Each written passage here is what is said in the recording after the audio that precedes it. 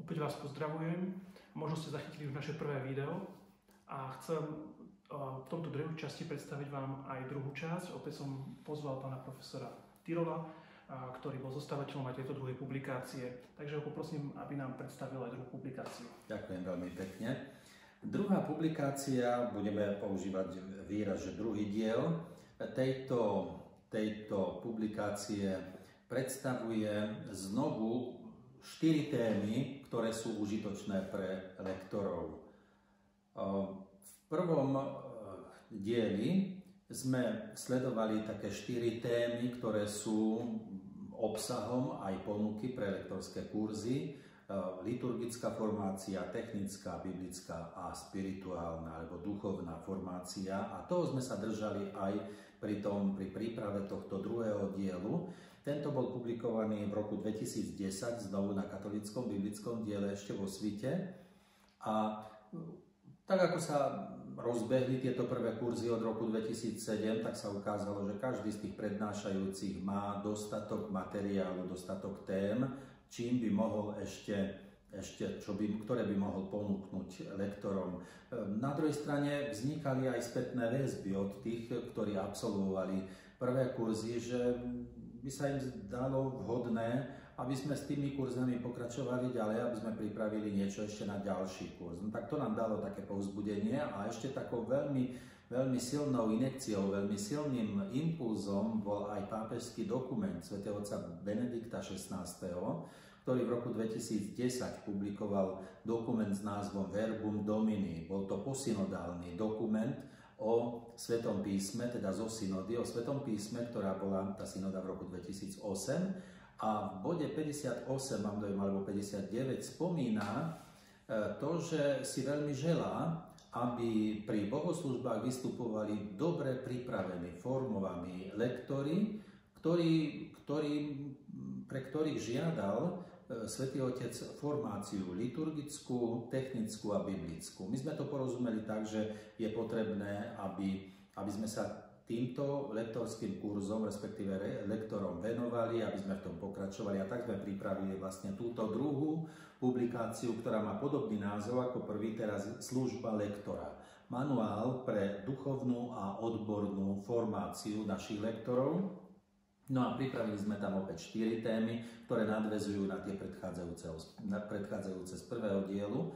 Keď sme rozprávali v prvom dieli o histórii lekcionárov a ich štruktúre, tak potom v prvej téme, liturgickej téme tohto druhého dielu sa tentoraz pán doktor Pavol Zvara, riaditeľ Slovenského ústavu svätého Cyrila Metoda v Ríme, alebo Pápežského ústavu svätého Cyrila Metoda v Ríme, venuje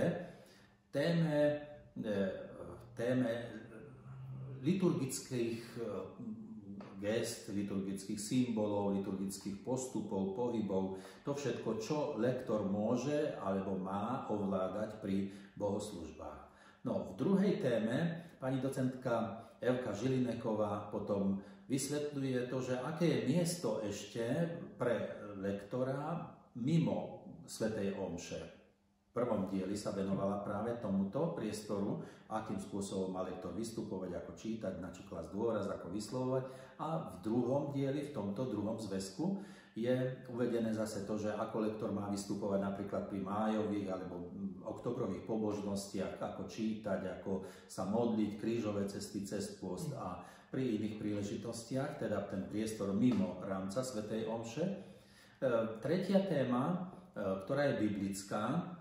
V prvom dieli sme sa venovali otázke inšpirácie a v tomto druhom dieli zase je rozobraný alebo teda uvedený taký návod, ako má alebo môže lektor pracovať s textami Svätého písma pomocou jednoduchých prístupov, ktoré nevyžadujú si nejakú odbornú formáciu školskú alebo štúdium alebo nejaké náročné pomôcky používať, ale jednoduché postupy zo štruktúry alebo z kontextu alebo z iných nejakých prvkov biblických, ako môže tak kompetentne čerpať určité biblické posolstvo. No a štvrtá téma, tuto pripravil pán profesor Danko Slivka z Prešova, tam spracoval otázku Lectio Divina. Lectio Divina je veľmi prastarý, veľmi starobilý spôsob čítania svätého písma, meditatívno-kontemplatívny spôsob čítania svätého písma. No a on to spracoval do peknej kapitoly v záverečnej 4., ktorá je tu v tomto druhom zväzku uvedená.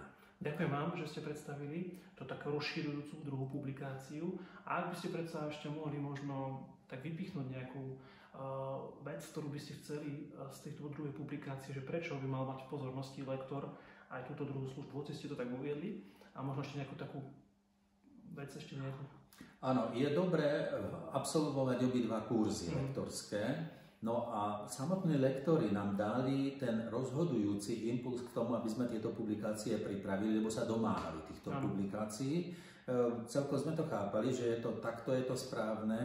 No a vyplývalo to z toho, že lektori chceli pracovať aj mimo týchto kurzov. Tieto kurzy to boli jednodňové záležitosti, od rána do večera sme prednášali a diskutovali s krátkými prestávkami, ale lektori chceli pracovať aj vo svojich privátnych nejakých prostrediach, či už ako jednotlivci alebo ako spoločenstva, a veľmi sme to aj odporúčali. No tak na to slúžia tieto publikácie, ktoré iste slúžia ako dobrá pomôcka. Isté, že nie sú to len výlučné pomôcky, dá sa aj z iných publikácií niečo načerpať. Každý má svoj okruh nejakých záujmov.